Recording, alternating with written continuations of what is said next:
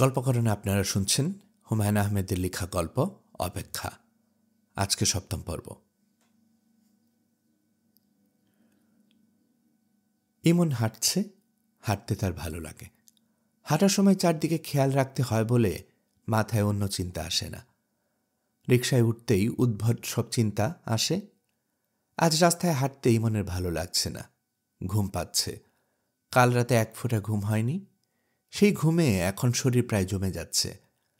এমন কোনো উদাহরণ কি আছে যে হাঁটতে হাঁটতে একজন মানুষ ঘুমিয়ে পড়ল এবং ঘুমের মধ্যেই হাঁটতে থাকল? উদাহরণ না থাকলে সে তৈরি করবে, গিনিস বুক অফ রেকর্ডে নাম উঠবে। বাংলাদেশের ইমন ঘুমন্ত অবস্থায় ৩ কিলোমিটার পথ অতিক্রম করে তার ছাত্রীকে পড়াতে যান। ঘুমন্ত অবস্থাতেই তাকে ১ ঘন্টা পড়ান এবং ঘুমিয়ে ঘুমিয়ে নিজের ফ্ল্যাটে ফিরে আসেন। গিনিস বুক অফ রেকর্ডে নাম ওঠার পর বিভিন্ন পত্রপত্রিকায় ইন্টারভিউ ছাপা হতে থাকলে বিভিন্ন সংগঠন পুরস্কার দেওয়া শুরু করবে, উপাধিও দিতে পারে, বীর শ্রেষ্ঠের মতো, ঘুম শ্রেষ্ঠ জাতীয়। আচ্ছা, এসব কি সে ভাবছে? ঘুম কাটাবার জন্য ইমন রাস্তার পাশের চায়ের দোকানে থামল। পরপর ২ কাপ চা খেল। টাকা দিতে গিয়ে দেখে ভাঙতি নেই, একটা ৫০০ টাকার নোট। ২ প্যাকেট সিগারেট কিনলে টাকার ভাঙতি পাওয়া যাবে। ২ প্যাকেট সিগারেটের দরকার, একজনকে দিতে হবে। আচ্ছা, ৩ প্যাকেট সিগারেট কিনলে কেমন হয়? তার নিজের জন্য ১ প্যাকেট। রাতে বিছানায় শুয়ে শুয়ে সিগারেট টানবে। মা হঠাৎ ঘরে ঢুকে আতঙ্কিত গলায় বলবে, কি করছিস? সে বলবে, সিগারেট খাচ্ছি মা। বিছানায় আতশোয়া হয়ে সিগারেট খেতে খেতে গল্পের বই পড়তে নিশ্চয় খুব ভালো লাগবে। নবনীদের ঘর ভর্তি গল্পের বই। আজ ফেরার পথে নবনীদের কাছ থেকে কিছু গল্পের বই চেয়ে নিয়ে আসতে হবে। বই ধার চাইলে সে আহ্লাদি ধরনের কোনো একটা কথা বলবে। নবনী সহজভাবে কোনো কথা বলতে পারে না। তার কাছে প্রকাণ্ড একটা কাচের জার আছে, জার ভর্তি তরল আহ্লাদি। নবনী প্রতিটি কথা বলার আগে আহ্লাদি জারে ডুবিয়ে বলে। নবনীকে যে ছেলে বিয়ে করবে তার প্রথম করণীয় কাজটা হচ্ছে বিয়ের রাতে আহ্লাদির জারটা ভেঙে ফেলা। আচ্ছা, এইসব সে কি ভাবছে? নবনীর আহ্লাদিতে তার কিছু যায় আসে না। নবনী যা ইচ্ছা করুক, তার দায়িত্ব নবনীকে অঙ্ক শেখানো। নবনীকে সে সপ্তাহে ৩ দিন সন্ধ্যায় ১ ঘন্টা করে পড়ায়। পড়ানোর টাইম টেবিলের ঠিক নেই। হুট করে নবনী বলবে, স্যার আগামীকাল আসবেন না, পরশুদিন আসুন, দুপুর ২টার সময়, যদি আপনার কাজ না থাকে। স্যার শুনুন, আগামী ১ সপ্তাহ আসবেন না, আমরা দল বেঁধে টেকনাফ যাব, না গিয়ে থাকলে আমাদের সঙ্গে চলুন, প্লিজ প্লিজ প্লিজ। ইমন ঠিক ৩:৩০টায় নবনীদের বাড়ির সামনে উপস্থিত হল। নবনী দরজা খুলে আকাশ থেকে পড়ার ভঙ্গি করে বলল, হোমা স্যার আপনি?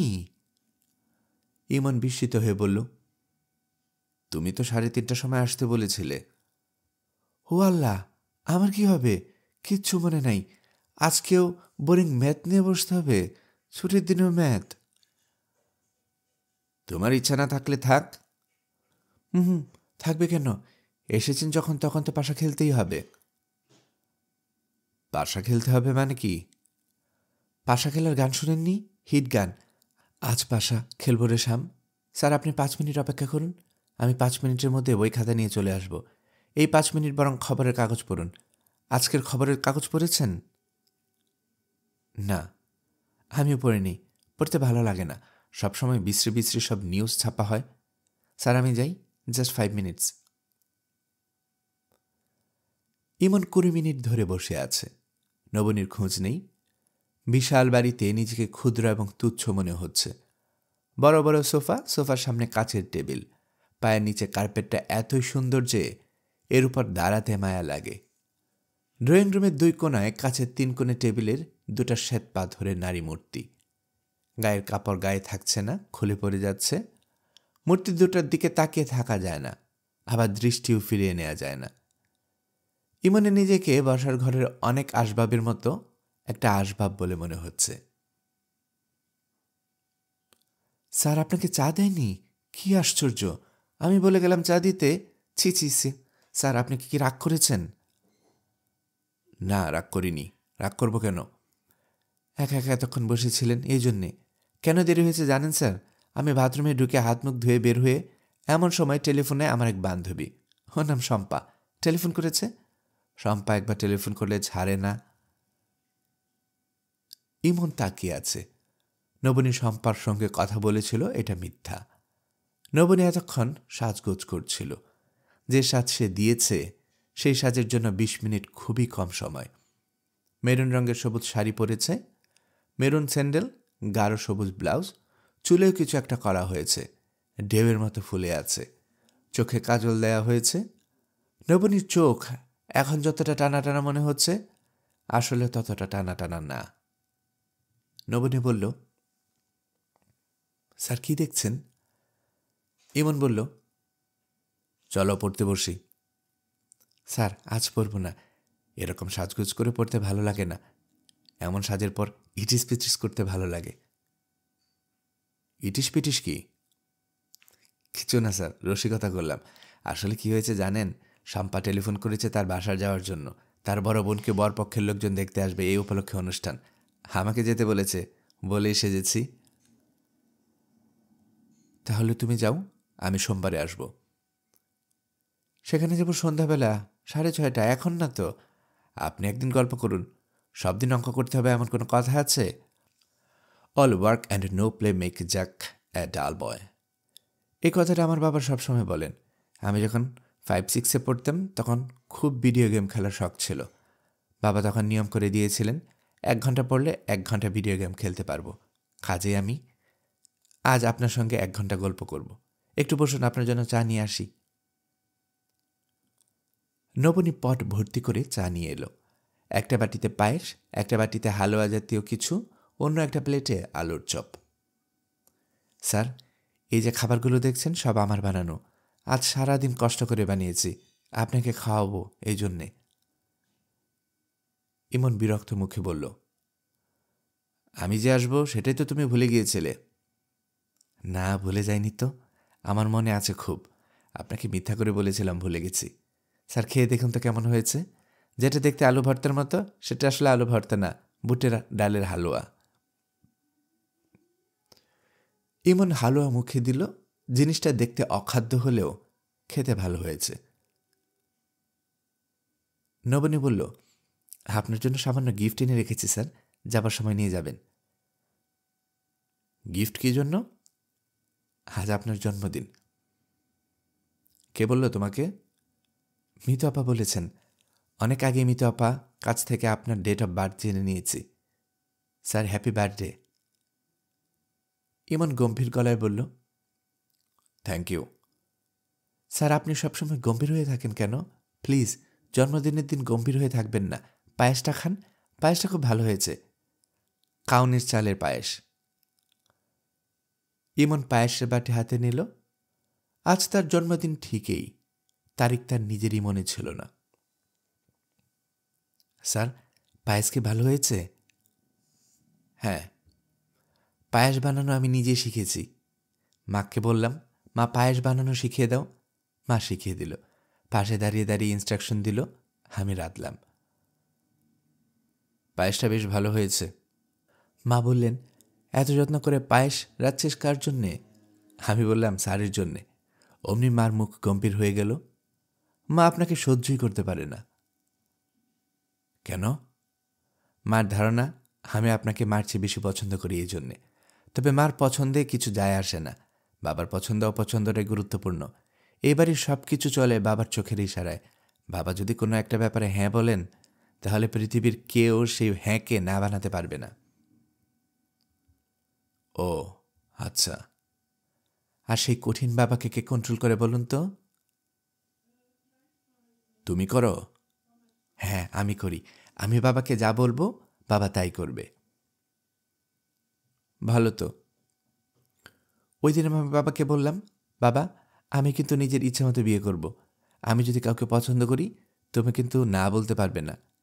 বাবা হাসি মুখে বললেন, আচ্ছা না বলবো না। পছন্দের কেউ ইতিমধ্যে কি জোগাড় হয়ে গেছে? আমি বললাম, হুম। বাবা বললেন, তার সঙ্গে আমার পরিচয় করে দিবি না? আমি বললাম, দেব। ইমনের চা খাওয়া হয়ে গেছে।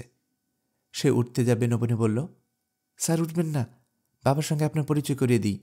আপনি এতদিন ধরে আমাকে পড়াচ্ছেন, কিন্তু এখনও বাবার সঙ্গে দেখা হয়নি। আজ বাবা বাসায় আছেন, ঘুমোচ্ছেন। ঘুম ভাঙলেই বাবার সঙ্গে পরিচয় করিয়ে দেব। ইমন বলল, নবনী, আজ থাক, অন্য একদিন পরিচয় করব। আজ আমার একটা কাজ আছে। বাবার ঘুম এক্ষুনি ভাঙবে। 4টার পর বাবা বিছানায় থাকেন না। এখন বাচ্চা 4:10। ইমন দাঁড়িয়ে পড়ল। নবনী আহত গলায় বলল, স্যার, আপনি সত্যি সত্যি চলে যাচ্ছেন? হ্যাঁ, আমার জরুরি একটা কাজ আছে। কি জরুরি কাজ? আমার এক ভাইকে পুলিশে ধরেছে। সে থানা হাজতে আছে, তার সঙ্গে দেখা করব। আপনার ভাই থানা হাজতে? উনি কি করেছেন? অনেক কিছু করেছে। পুলিশের এডিশনাল ইন্সপেক্টর জেনারেল আমার মেজো মামা, ওনাকে বলবো? না, তাকে কিছু বলতে হবে না। আপনার গিফটটা নিয়ে যান। আরেকদিন এসে নিয়ে যাব। গিফট হাতে নিয়ে হাজতে যাওয়াটা ঠিক না, তাই না? স্যার, আসুন, আপনাকে একটা গাড়ি দিয়ে দিই, গাড়ি নিয়ে যান। গাড়ি লাগবে না। ইমন ঘর থেকে বের হলো। নবনীর চোখের সঙ্গে সঙ্গে পানি ভর্তি হয়ে গেল। সে যে তার স্যারের জন্য এই প্রথম চোখে পানি ফেলল তা না, প্রায়ই ফেলে। প্রতি রাতে ঘুমোতে যাবার সময় সে বালিশে মুখ গুজে কিছুক্ষণ কাঁদে। হাজতে গাদাগাদি ভিড়। এক কোনায় শুভন গুটিসুটি মেরে শুয়ে আছে। তার চুল লম্বা, মুখ ভর্তি দাড়ি গোফের জঙ্গল। চোখ লাল হয়ে আছে। জিন্সের প্যান্টের সঙ্গে কটকটে হলুদ রঙের উইন্ড ব্রেকারে তাকে অদ্ভুত দেখাচ্ছে। ইমন হাজতের দরজার সামনে দাঁড়িয়ে এদিক ওদিক তাকাচ্ছে। শুভনকে চিনতে পারছে না। তাকে বিস্মিত করে জংলা মুখের এক যুবক বলল, ইমন, সিগারেট এনেছিস? আমি যে এখানে, খবর কার কাছে পেয়েছিস? টোকন ভাইয়ার কাছে। ও তোকে টাকা পয়সা দেয়নি? 500 টাকার একটা নোট দিয়েছে। মাত্র 500? বলিস কি, আমার দরকার হাজার হাজার টাকা। তোমাকে কি করে মেরেছে? প্রথম 2 দিন ধুলাই দিয়েছে, এখন ধুলাই বন্ধ। শুভন আনন্দিত মুখে সিগারেট ধরালো, পা নাচাতে বলল, তোর মুখ এত শুকনা কেন? তোর প্রবলেম কি? কোনো প্রবলেম নাই। ফুপু ভালো আছেন? ঘর সংসার নিয়ে ব্যস্ত আছে, এটাই ভালো। তোর পরীক্ষা কবে? 7 তারিখ থেকে শুরু হচ্ছে। প্রিপারেশন কেমন? ভালো। শুভনের সিগারেট শেষ হয়ে গেছে। সে আরেকটা সিগারেট ধরালো। ইমন দাঁড়িয়ে আছে চুপচাপ। অন্যান্য হাজতিরা শুরুতে তাদের কথাবার্তা শুনছিল, এখন আগ্রহ হারিয়ে ফেলেছে। মাঝে মাঝে তারা তৃষিত চোখে তাকাচ্ছে শুভনের সিগারেটের দিকে। তাদের আগ্রহ সীমাবদ্ধ হয়ে গেছে। ইমন, এবারও নিশ্চয় ফার্স্ট সেকেন্ড হবি? হব। ভালো ভালো, ভেরি গুড। তোমাকে কি এরা থানা হাজতে রাখবে? নিয়ম নাই, জেল হাজতে পাঠানোর কথা। পাঠাচ্ছে না, নিয়ম কানুন সব কাগজে কলমে। তুই মাঝে মাঝে এসে খোঁজ খবর নিয়ে যাবি। আচ্ছা। জিনিসটা সাবধানে রাখবি। আচ্ছা। কখনো হাতছাড়া করবি না। এইসব জিনিস সচরাচর পাওয়া যায় না। যদি ছাড়া পাই, জিনিসটা লাগবে। ব্যাপারীকে শিক্ষা দেব, জন্মের শিক্ষা। ব্যাপারীকে? আব্দুল কুদ্দুস ব্যাপারী। ওই হারামজাদা আমাকে ধরিয়ে দিয়েছে। হারামির বাচ্চাকে আমি শিয়ালে শিং দেখাবো। হারামি দেখবে শিয়ালে শিং কেমন হয়। হরিণের মতো ডালপালাওয়ালা নাকি গরুর মতো প্লেন। ইমন চুপ করে রইল। শোভন গলা নামিয়ে বলল, ভয় পাস না, ভয়ের কিছু নেই। তোর কাছে এই জিনিস আছে, এটা কেউই সন্দেহ করবে না। মা কেমন আছে রে? জানি না, অনেকদিন যাই না। যাস না কেন? মাঝে মধ্যে যাবি। মা কি জানে আমি ধরা খেয়েছি? মনে হয় জানে না। না জানলে ভালো। নষ্ট ছেলেপুলে সম্পর্কে যত কম জানা যায় ততই ভালো। তোমার কেস আদালতে কবে যাবে? দেরি আছে। পুলিশকে আগে কেস সাজাতে হবে। পুলিশের এত সময় কোথায়? তাদের সব গুছিয়ে আনতে বছর 2-1 সময় লাগবে। এই 2 বছরে কত কি হবে! আলামত হারিয়ে ফেলবে, সাক্ষী ট্যাপ খেয়ে যাবে, ফাইল খুঁজে পাওয়া যাবে না। এমন কিছুক্ষণ ইতস্তত করে বলল, তুমি কি খুন করেছ? শোভনের দ্বিতীয় সিগারেটটিও শেষ হয়েছে। শিকের বাইরে সিগারেট ছুঁড়ে ফেলে সে আরেকটা সিগারেট হাতে নিল। ধরানো না। ইমনের ধারণা হলো শোভনের প্রশ্নের উত্তর দেবে না। প্রশ্নের উত্তর না দেয়াই এক ধরনের উত্তর। তবে ইমনের ধারণা ভুল প্রমাণ করে শোভন বলল, খুন করেছি, একা করিনি, সঙ্গে আরও লোকজন ছিল। এইসব নিয়ে তুই মাথা ঘামাবি না। সবাই কপালের লিখন। যার কপালে যা লেখা থাকে তার তাই হয়। যা, চলে যা। গভীর রাতে সুরাইয়ার ঘুম ভেঙে গেল। কোনো কারণ ছাড়াই তিনি ধর্মর করে উঠে বসলেন। তার কাছে মনে হলো বাড়িঘর একটু যেন দুলছে। ঘরের পর্দা কাঁপছে। ভূমিকম্প নাকি? ইমনকে ডাকতে যাবেন, তখন তার শরীর জমে গেল। বিছানায় সুপ্রভা শুয়ে আছে, কুণ্ডলি পাকিয়ে ঘুমোচ্ছে। ছোটবেলার মতো করে ঘুমোচ্ছে, বুড়ো আঙ্গুলে মুখের ভেতরে। আঙ্গুল চুষতে চুষতে ঘুম। বড় হয়েও এই অভ্যাস যায়নি। কত মার খেল এর জন্য। সুরাইয়া ভাঙা গলায় বলল, ইমন, ইমন। গলা দিয়ে স্বর বের হচ্ছে না। তিনি ফুসফুসের সমস্ত শক্তি একত্র করে ডাকলেন, ইমন, ইমন। তিনি সুপ্রভার উপর থেকে দৃষ্টি ফেরাতে পারছেন না। মেয়েটা ঘুমাচ্ছেও না। এই তো চোখ মেলে আবার চোখ বন্ধ করে। সুপ্রভা কোত্থেকে এলো? দরজায় ধাক্কা পড়ছে। ইমনের গলা শোনা যাচ্ছে, মা, কি হয়েছে? দরজা খোলো, দরজা খোলো মা। সুরাইয়া খাট থেকে নামলেন, মেঝেতে পড়ে যাচ্ছিলেন। দেয়াল ধরে টাল সামলালেন। কোনো রকমে দরজার কাছে গেলেন, আবারও তাকালেন খাটের দিকে। ওই তো সুপ্রভা, পা গুটিয়ে শুয়েছিল, এখন পা সোজা করেছে। মা, দরজা খুলো। সুরাইয়া দরজা খুললেন। ইমন বলল, কি হয়েছে? সুরাইয়া তাকালেন খাটের দিকে। খাট শূন্য, কেউ সেখানে শুয়ে নেই। ইমন বলল, কি হয়েছে? সুরাইয়া ক্ষীণ গলায় বলল, ভয় পেয়েছি। তা ভয় পেয়েছ কেন? মনে হচ্ছিল ভূমিকম্প হচ্ছে। মা, শুয়ে থাকো, ভূমিকম্প হচ্ছে না। তুই আমার সঙ্গে ঘুমো। ইমন বিরক্ত গলায় বলল, পাগলের মতো কথা বলো না তো মা। পাগলের মতো কথা কি বললাম? ছেলে মার সঙ্গে ঘুমোতে পারে না? একটা জোয়ান ছেলে মার সঙ্গে শুয়ে থাকবে, এটা কেমন কথা? মার কাছে ছেলে সব সময়ই ছেলে। তোমার সঙ্গে ডিবেট করতে ভালো লাগছে না মা, তুমি ঘুমাও, আমি যাচ্ছি। এরকম বিরক্ত গলায় কথা বলছিস কেন? তোর বাবা তো জীবনে আমার সঙ্গে কখনো এরকম বিরক্ত গলায় কথা বলেনি। বাবা যদি এখন থাকতো তাহলে আমার চেয়ে বেশি ভয়ানক বিরক্ত হতো। তুমি আগে যেমন ছিলে এখন তেমন নেই, তুমি বদলে গেছ। আমাকে ধমকাচ্ছিস কেন? ধমকাচ্ছি না, তোমাকে ধমকাবার এত সাহস আমার নেই। ইমন চলে গেল। সুরাইয়া আবারও ভয়ে ভয়ে খাটের দিকে তাকালেন। না, খাটে কেউ নেই। তিনি স্বস্তির নিঃশ্বাস ফেলে রান্নাঘরের দিকে রওনা হলেন। পানির পিপাসা হয়েছে, পানি খাবেন। মাথা ধপধপ করছে। নারিকেল তেলের সঙ্গে পানি মিশিয়ে মাথায় দিতে হবে। ঘরে কি নারকেল তেল আছে? মনে করতে পারছেন না। সুরাইয়া পানি খেলেন, মাথায় পানি দিয়ে চুলা ধরালেন। বাকি রাতটা তিনি জেগেই কাটাবেন। একা বিছানায় ঘুমোতে যাবার মতো সাহস তার আর নেই। চা নিয়ে বসার ঘরে চলে যাবেন। মোটাসোটা দেখে একটা গল্পের বই নিয়ে বসতে পারলেই হতো। গল্পের বই কি আছে? ইমনের কাছে থাকতে পারে। সুরাইয়া ইমনের জন্যেও এক কাপ চা বানালেন। মনে হয় খাবে না, না খেলে তিনি নিজেই পরে গরম করে খেয়ে নেবেন। ইমন ঘরের দরজায় কড়া নাড়তেই ইমন দরজা খুলল। সুরাইয়া বললেন, চা খাবি? ইমন কোনো কথা না বলে চায়ের জন্য হাত বাড়ালো। সুরাইয়া বললেন, তোর কাছে কোনো গল্পের বই আছে রে? এত রাতে গল্পের বই দিয়ে কি করবে? রাতে আর ঘুমোতে যাব না, এজন্যে। ভূমিকম্পের ভয়ে জেগে থাকবে? ভূমিকম্প না, অন্য ব্যাপার।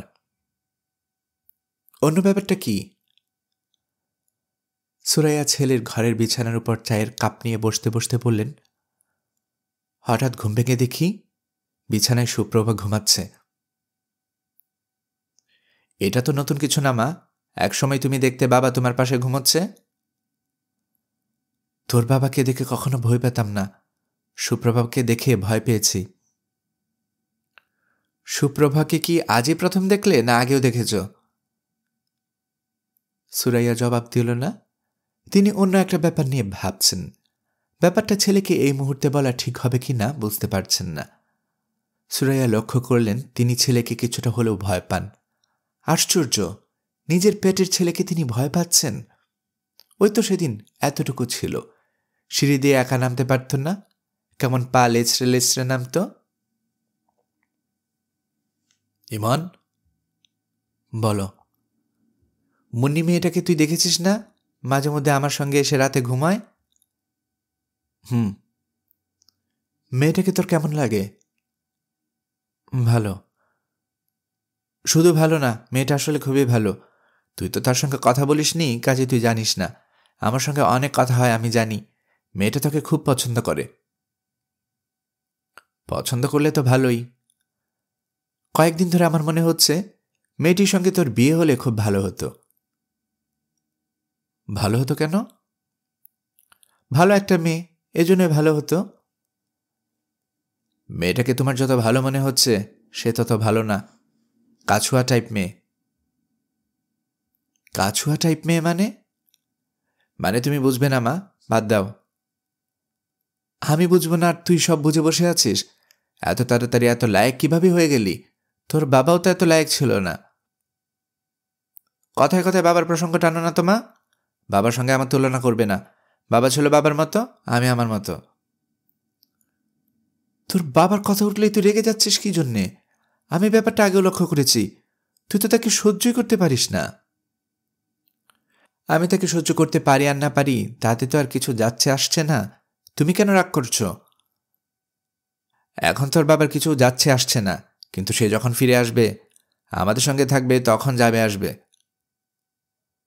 বাবা আমাদের সঙ্গে থাকবে? সে যাবে কোথায়? ইমন চায়ের কাপ নামিয়ে রেখে বলল, তোমার এখনো ধারণা বাবা ফিরে আসবে? অবশ্যই আসবে। আমি আলাদা বাসা নিয়েছি কি জন্যে? তোর বাবার জন্যে। ও, আমি চেষ্টা করছি তোর বাবা চলে যাবার সময় যে বাড়িতে ছিল সেই বাড়ি ভাড়া নিতে। বাড়িওয়ালাকে বলে রেখেছি ঘর খালি হলেই তিনি আমাকে খবর দেবেন। ঠিক আছে মা, তোমার যা ইচ্ছা করো। মুন্নি মেয়েটার ব্যাপারে তুই ভেবে দেখ। মা, আমার ঘুম পাচ্ছে, আমি ঘুমোবো। সুরাইয়া উঠতে উঠতে বলল, তোর বাবা ফিরবে তোর বিয়ের রাতে, অবশ্যই ফিরবে, তাকে ফিরতেই হবে। আচ্ছা ঠিক আছে। তোর বাবা ফিরে আসবে শুনে তুই মনে হয় খুব বিরক্ত হচ্ছিস? মোটেই বিরক্ত হচ্ছে না মা, আমার খুব আনন্দ হচ্ছে। তোকে তো চিনতেই পারবে না, এতটুকু ছেলে রেখে গিয়েছিল, ফিরে এসে দেখবে কত বড় জোয়ান ছেলে। সুরাইয়া হাসছেন। ইমন তার মায়ের মুখের হাসির দিকে তাকিয়ে মনে মনে দীর্ঘ নিঃশ্বাস ফেলল। ইমনের ঘুম আসছে না। মার সঙ্গে কথা বলে মাথা কেমন জানি করছে, চোখ জ্বালা করছে।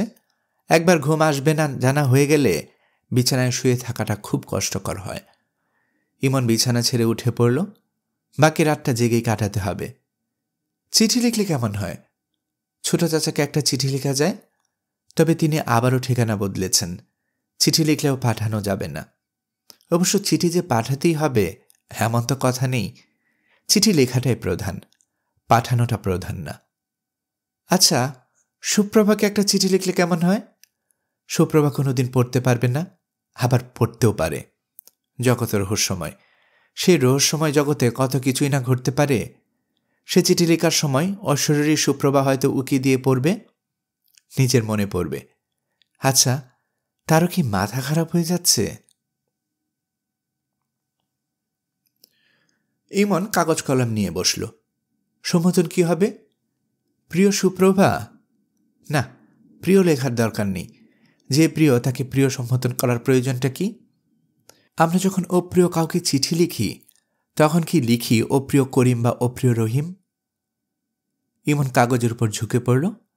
চিঠিটা এমন করে লিখতে হবে যেন সুপ্রভা পড়ে মজা পায়। আচ্ছা, এসব সে কি ভাবছে?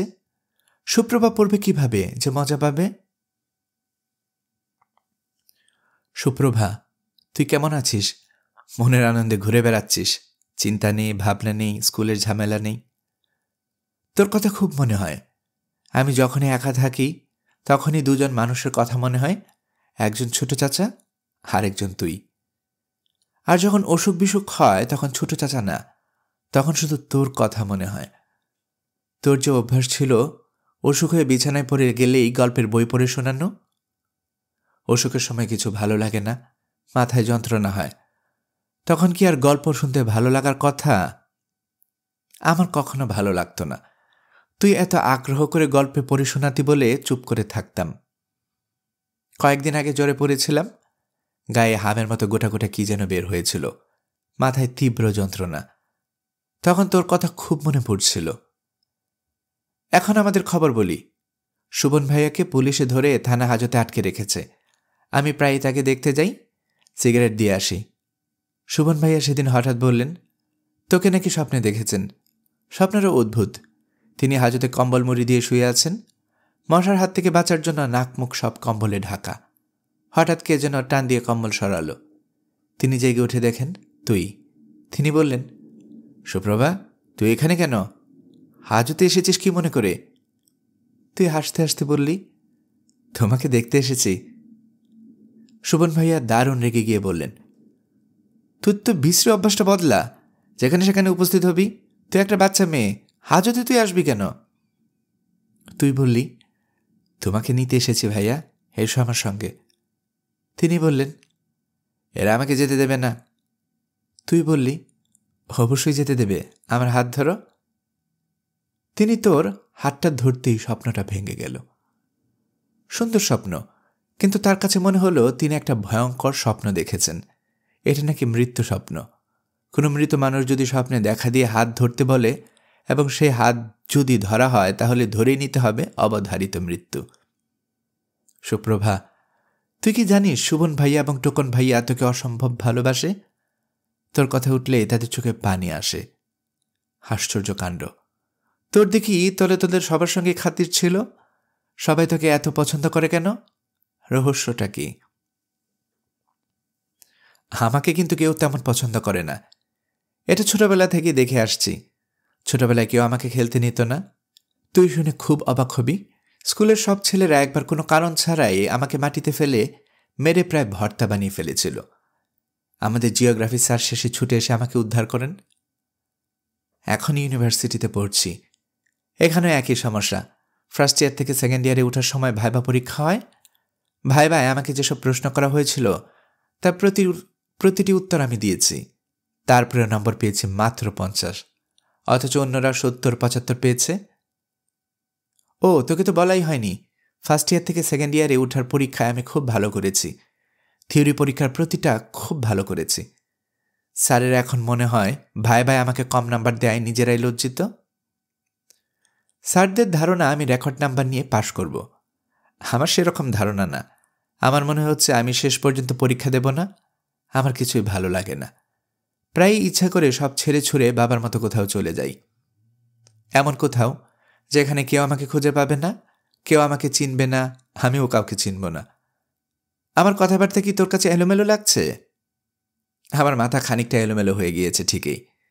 প্রায় দুঃস্বপ্ন দেখি। দুঃস্বপ্নগুলোর মধ্যেও কোনো ভেরিয়েশন নেই, একই দুঃস্বপ্ন। খালি গায়ে শুয়ে আছি, হঠাৎ গায়ের উপর দিয়ে কুৎসিত একটা মাকড়সায় হেঁটে যেতে শুরু করলো। আমি বিকট চিৎকার দিয়ে মাকড়সার হাত দিয়ে ঝেড়ে ফেলতে চেষ্টা করেও ফেলতে পারি না। সে আঙ্গুল কামড়ে ঝুলে রইল। আমার কি ধারণা জানিস?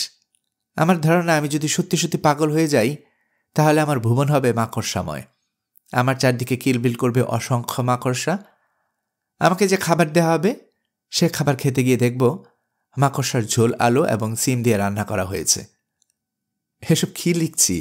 আমার গা ঘিন ঘিন করছে। মার কথা তো তোকে বলাই হয়নি। মা ভালো আছে, খুব ভালো না, মোটামুটি ভালো। মা এখন আমাকে কিছুটা ভয় পায়। এটা বিরাট একটা ঘটনা না? তার এখনও ধারণা যেদিন আমার বিয়ে হবে সেদিন বাবা ফিরে আসবেন, তার অপেক্ষা শেষ হবে। তিনি আমার জন্য মনে মনে একটা পাত্রীও ঠিক করে ফেলেছেন।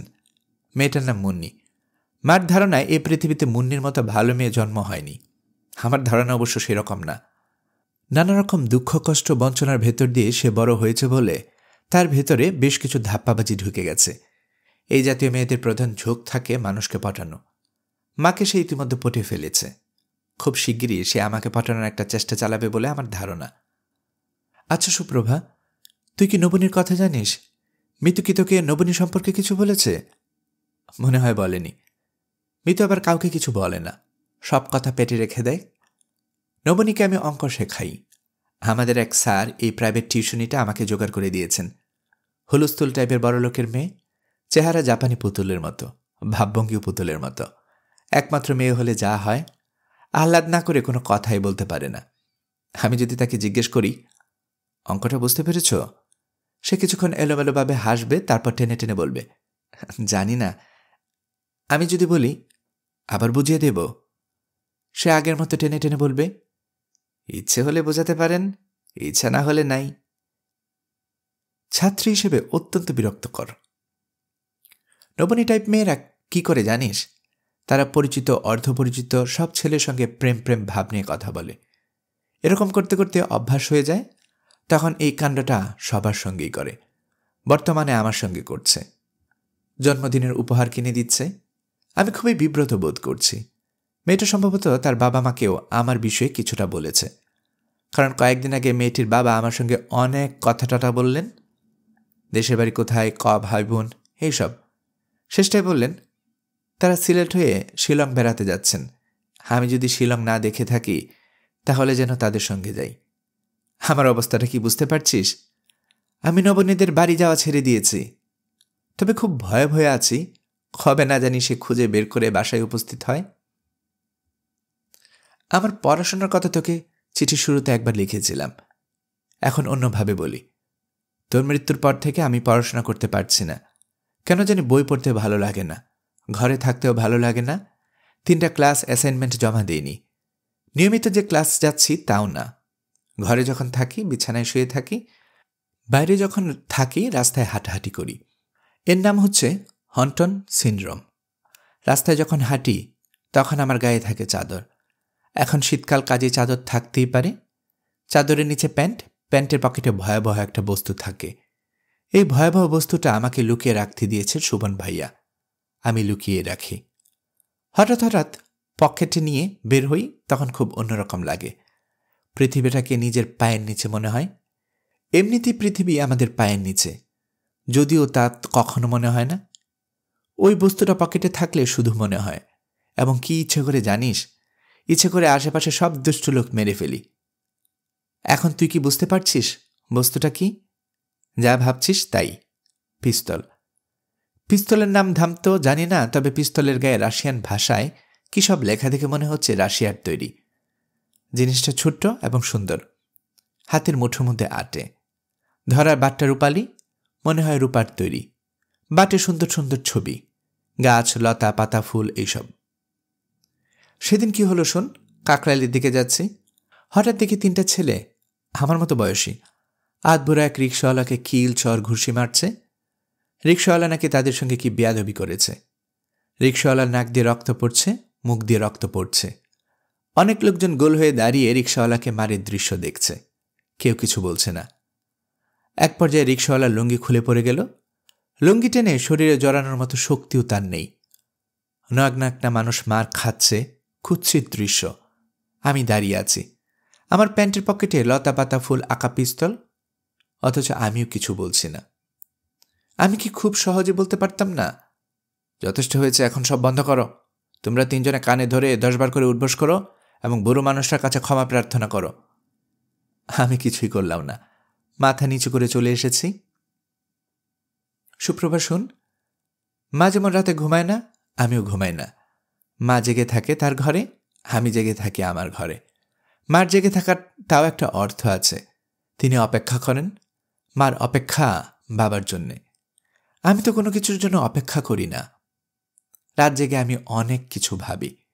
সেই অনেক ভাবনার একটা হলো, মানুষ বেঁচে থাকার জন্য অপেক্ষা নামের ব্যাপারটার খুব প্রয়োজন। অপেক্ষা হচ্ছে মানুষের বেঁচে থাকার টনিক। মার শরীরের যে অবস্থা, তাতে তার বেঁচে থাকার কথা না। তারপরও আমার ধারণা তিনি দীর্ঘদিন বেঁচে থাকবেন, কারণ তিনি অপেক্ষা করছেন। বড় মামা বেশি দিন বাঁচবেন না, কারণ তিনি এখন আর কোনো কিছুর জন্য অপেক্ষা করছেন না।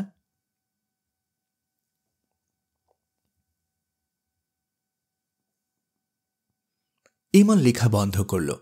ফজরের আজান হচ্ছে। কিছুক্ষণের মধ্যেই চারদিক ফর্সা হতে শুরু করবে।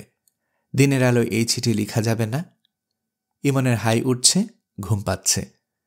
কিছুদিন হলো ঠিক ফজরের আজানের পর তার ঘুম আসে। ইমন লেখা কাগজগুলো হাতে নিয়ে এখন কুচি কুচি করে ছিঁড়বে। তাকে দেখে মনে হচ্ছে এখন তার চেষ্টা কত ছোট কাগজের কুচি করা যায় তা দেখা। কাগজের কুচিগুলো এখন দেখাচ্ছে জুঁই ফুলের মতো। সারা ঘরময় ছড়িয়ে তার উপর দিয়ে হাঁটতে হবে, কুসুমে কুসুমে চরণ চিহ্ন।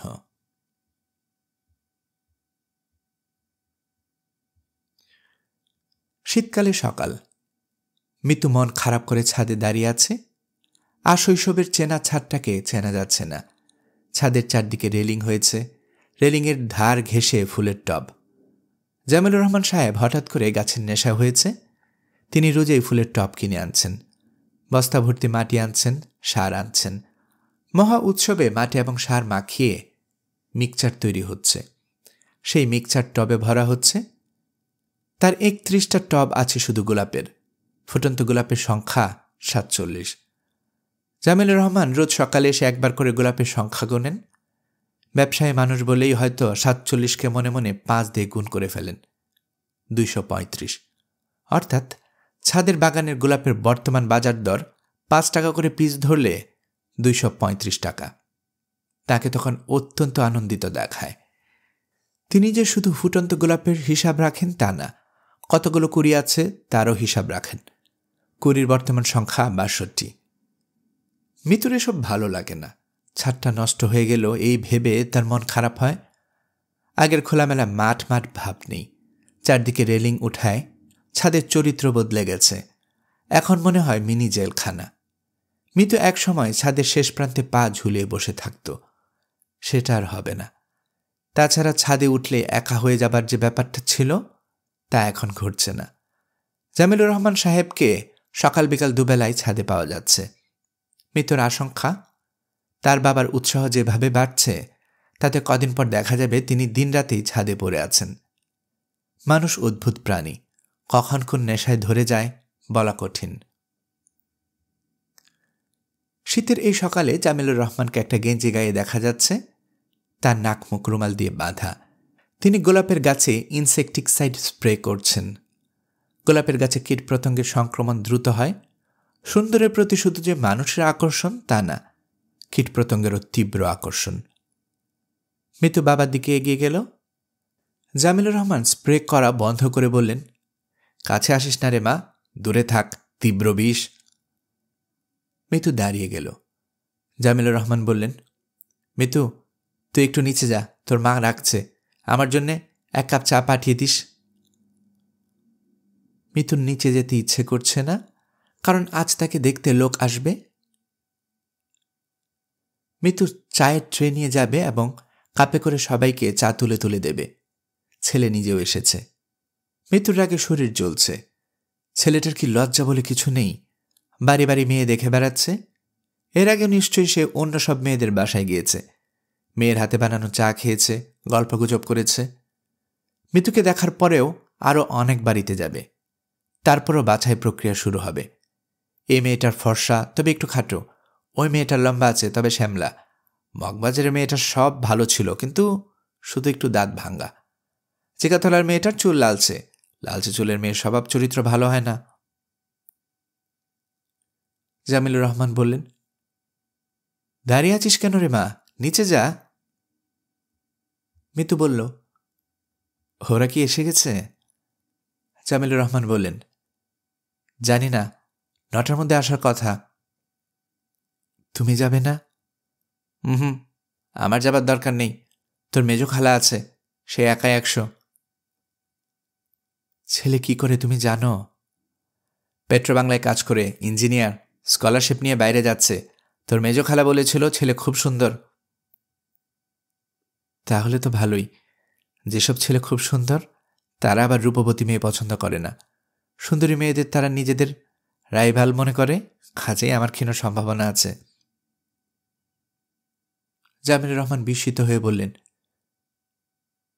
তুই কি অসুন্দর নাকি? তোর মতো সুন্দরী মেয়ে বাংলাদেশে কটা আছে? মিতু হাসতে হাসতে নিচে নামল। ছেলের নাম জুবায়ের। দেখতে সুন্দর, মুগ্ধ হয়ে তাকিয়ে থাকার মতোই সুন্দর। কথাবার্তাও ভালো, রসবোধ আছে, মজা করে কথা বলতে পারে। একসময় হাসতে হাসতে বলল, আমার এক বন্ধু আছে উর্সেলাইন টাইপ। মিতু বলল, উর্সেলাইন টাইপ মানে? দেখলেই মনে হয় পেটের অবস্থা এরকম যে উর্সেলাইন খেয়ে ঘর থেকে বের হয়েছে, ফিরে গিয়ে আবারও খাবে। মিতু হেসে ফেলল। ভদ্রলোক বললেন, চাটা খুব ভালো হয়েছে, আমি কি আরেক কাপ চা পেতে পারি? মিতু পট থেকে চা ঢালল। সে নিজের জন্যও নিল। ভদ্রলোক বললেন, আপনার অনার্স পরীক্ষা কেমন হচ্ছে? বেশি সুবিধার হচ্ছে না। ভদ্রলোক খুবই গম্ভীর গলায় বললেন, ফেল করবেন? মিতু আবারও হেসে ফেলল। মেয়ে দেখতে আসা লোকজন চাটা খাওয়া হবার পর হঠাৎ উঠে দাঁড়ায়, চলে যাবার জন্য খুব ব্যস্ত হয়ে পড়ে। মুরব্বিদের একজন নিচু করে বলে, যন্ত্রণা করছেন এমন ভঙ্গিতে বলে, ভাই সাহেব, পরে যোগাযোগ করব, আপনাদের মেয়ে মাশাল্লাহ ভালো। এদের বেলায় সেরকম হলো না। তারা যাবার আগে মিতুর মেজো খালাকে বললেন, মেয়ে আমাদের খুবই পছন্দ হয়েছে। আগামী শুক্রবার খুব ভালো দিন, ওই দিন পানচিনি করতে চান। বিএ অনার্স পরীক্ষা শেষ হবার পরে হবে। তাদের কোনো দাবি দেওয়া নেই, শুধু মেয়ের বাইরে যাবার টিকিটটা যদি করে দেন তাহলে ভালো হয়, আর না দিলেও ক্ষতি নেই। মিতুর মেজো খালা বললেন, টিকিট আমরা করে দেব, কোনো সমস্যা নেই। শুক্রবারে পানচিনির তারিখটা ফাইনাল করে দিন, আমাদের আত্মীয় স্বজনদের খবর দিতে হবে তো। এখনই দিতে হবে? বিয়ে শাদীর ব্যাপারটা এমন যে যত দেরি হবে তত প্যাচ লেগে যাবে, কি দরকার? মিতুর মেজো খালা বললেন, পানচিনি শুক্রবার করতে চান, আমাদের কোনো আপত্তি নেই। ফাতেমা আয়োজন করে কাঁদতে বসলেন। মেজো খালা মিষ্টি কেনার জন্য লোক পাঠালেন। তিনি টেলিফোন করে সবাইকে খবর দিতে লাগলেন। বললে বিশ্বাস করবেন না, মিতুর কি ভাগ্য, প্রথম যারা দেখতে এসেছে তারাই পছন্দ করে ফেলেছে। এরকম কথা তো কখনো হয় না। তাছাড়া বললে বিশ্বাসও করবেন না, মিতু কোনো রকম সাজ সুযোগ করেনি, কোনো মেকআপ না, কিচ্ছু না। শাড়ি যেটা পরেছিল সেটাও খুবই সিম্পল শাড়ি, সুতি শাড়ি, হালকা সবুজ জমিনের উপর সামান্য কাজ। বিয়ে ঠিক হয়ে যাওয়ায় মিতুকে খুবই আনন্দিত মনে হলো। এ উপলক্ষে আনা মিষ্টি সে দুটা খেয়ে ফেলল, একটা সাদা মিষ্টি আর একটা কালো মিষ্টি। মিষ্টি খেতে খেতে হাসি মুখে বলল, আমার বিয়েটা তো ব্ল্যাক অ্যান্ড হোয়াইট, এই জন্য সাদা কালো মিষ্টি খেলাম। মেজো খালা বিস্মিত হয়ে বললেন, তোর বিয়ে ব্ল্যাক অ্যান্ড হোয়াইট মানে? বর ফর্সা, আমি কালো, এই জন্য বিয়েটা ব্ল্যাক অ্যান্ড হোয়াইট। তোরা তো আশ্চর্য মেয়ে, এখনো বিয়ে হয়নি বর ডেকে যাচ্ছিস। আমরা হচ্ছি এ যুগে স্মার্ট মেয়ে, আমাদের মুখে কোনো লাগাম নেই, যা ইচ্ছা বলতে পারি। রকিব যদি টেলিফোন করে কথাবার্তা খুব সাবধানে বলবি, বিয়েটা হয়ে যাক তারপর যা ইচ্ছা বলবি। টেলিফোন করবে নাকি? টেলিফোন করবেই। কথাবার্তা যা বলবি সাবধানে বলবি, রেখে রেখে বলবি, পানচিনির পরেও বিয়ে ভাঙে। মিতু তার ঘরে পড়ছে সুন্দর একটা উপন্যাস, টমাস হার্ডির টেস্ট অব দ্য ডুরভেভেলস। পরীক্ষার জন্য পড়া বলেই ব্যাকরণ বইয়ের মতো লাগছে, অথচ টেস এর চরিত্র লেখক কি সুন্দর করেই না তুলে ধরেছেন। এই সুন্দরে কাজ হবে না, এই সুন্দরীকে চালনি দিয়ে ছাকতে হবে, মাইক্রোস্কোপের নিচে ফেলতে হবে। চরিত্র চিত্রণে লেখক কি ভুল করেছেন তা বের করতে হবে। লেখকের মানসকন্যা কি সমাজের প্রতিচ্ছবি হয়ে উঠতে পেরেছে? লেখক কি নিরপেক্ষ দৃষ্টিতে চরিত্রটি দেখেছেন, না তার প্রতি পক্ষপাতিত্ব করেছেন? লেখকের উদ্দেশ্য কি ছিল? নিছক গল্প বলা, নাকি গল্প বলার ফাঁকে ফাঁকে তিনি লেখকের সামাজিক দায়িত্ব পালন করেছেন। Of all the great English novelists, no one writes more eloquent to tragic destiny than Hardy. ব্যাখ্যা করো। আচ্ছা, হার্ডি যদি টেসকে শান্ত, ভদ্র এবং বিনয়ী একটা ছেলের সঙ্গে বিয়ে দিয়ে দিতেন তাহলে কেমন হতো? উপন্যাস হিসেবে সেটা দাঁড়াতো না? তবে মেয়েটার জীবনও সুন্দর হতো। মিতু বই বন্ধ করে শুয়ে পড়ল। মাথার কাছে ছোট্ট জানালা দিয়ে আকাশ দেখা যাচ্ছে, পিঙ্গল আকাশ, কোনো মেঘ নেই। এই পিঙ্গল আকাশে যদি সাদা সাদা মেঘের বিশাল একটা স্তূপ থাকত তাহলে সুন্দর দেখাতো। মিতু চোখ বন্ধ করে ফেলল। পিঙ্গল আকাশ দেখতে ইচ্ছে করছে না, বরং চোখ বন্ধ করে অন্য কোনো বিষয় নিয়ে ভাবা যাক। বিয়ে নামক ইনস্টিটিউশনটা নিয়ে ভাবা যাক। বিয়ের ব্যাপারটা নিয়ে ভাবতে কুৎসিত লাগছে। সম্পূর্ণ অচেনা একটা মেয়ে এবং একটা ছেলে, দুজনকে দুপ্রান্ত থেকে এনে বলা হলো, এখন থেকে তোমরা একসঙ্গে থাকবে। তারা দুজন প্রথমবারের মতো একসঙ্গে ঘুমোতে গেল। প্রশস্ত খাট, ফুলতোলা চাদরে কিছু ফুল। খাটটা সাজানো হয়েছে জরির মালায়। ছেলেটা মেয়েটার গায়ে হাত রাখবে। মেয়েটা লজ্জা এবং ভয়ে চুপ করে থাকবে, আতঙ্ক নিয়ে অপেক্ষা করবে তারপর কি হয়। আফা, ও আফা। মজিদের মা দরজায় ধরে দাঁড়িয়ে আছে। তার মুখ ভর্তি হাসি, পান খাওয়া লাল দাঁত সবকটা বের হয়ে আছে। ও আফা, টেলিফোন। কার টেলিফোন?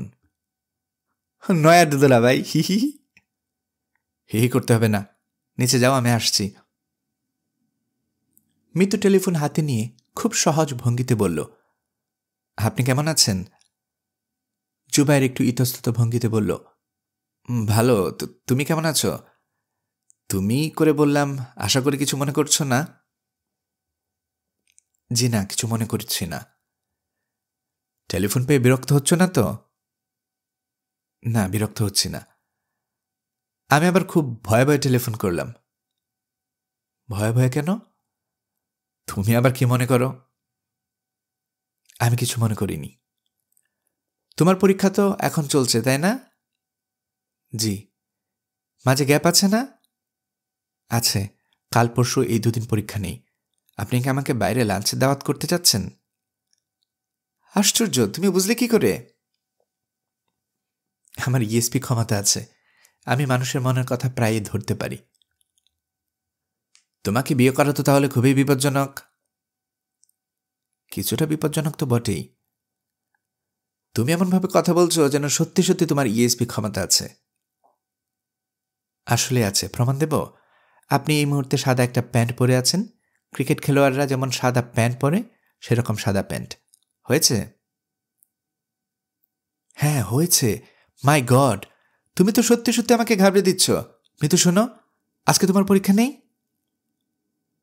জি না, নেই। আজকে আমার সঙ্গে বাইরে খেতে চলো, খেতে খেতে তোমার ইএসপি পাওয়ার নিয়ে গল্প করব। জি, আচ্ছা। তোমার পড়ার ক্ষতি হবে না তো?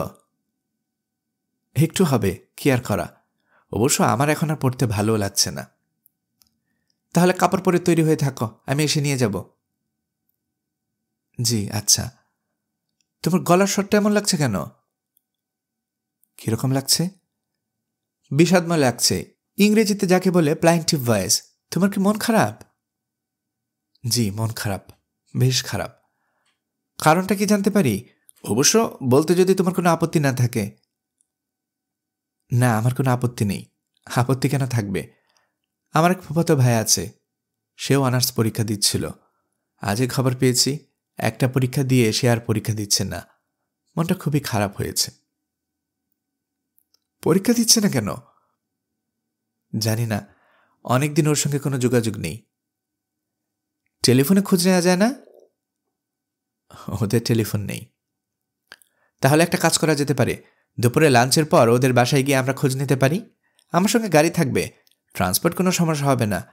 আর তুমি যদি মনে করো তুমি একা যাবে, তাহলে গাড়িটা আজ সারাদিনের জন্য তুমি রেখে দিতে পারো। না, তার দরকার নেই। আমি আসলে জানতেও চাচ্ছি না, যা হবার হবে। তোমার ফুফাতো ভাই ছাত্র কেমন? ও খুব ভালো ছাত্র, এসএসসি, এইচএসসি দুটোতেই স্ট্যান্ড করেছে। ওর নামটা কি বললে তুমি? আমি ভুলে গেছি। নাম আপনাকে বলিনি, ওর নাম ইমন। তাকে কি তুমি পছন্দ করো? হ্যাঁ, করি। তবে ও রোবট টাইপের মতো কারো পছন্দ অপছন্দের ধার ধারে না। পছন্দ করলেও ক্ষতি নেই, না করলেও ক্ষতি নেই। শোনো মিতু, আমি কোন টাইপের মানুষ বলো তো? তোমার কি মনে হয়? বললে তো আপনি আবার রাগ করবেন। না, মোটেই রাগ করব না। তবে তুমি এই যে আপনি আপনি করে কথা বলছো, এতে রাগ করছি। সামান্য হলেও রাগ করছি। তুমি কি দয়া করে আমাকে তুমি বলবে? আপনি বললে বলবো। আমি বলছি। বলছো যখন, তখন অবশ্যই তুমি করে বলবো। এখন বলো আমি কোন টাইপের মানুষ?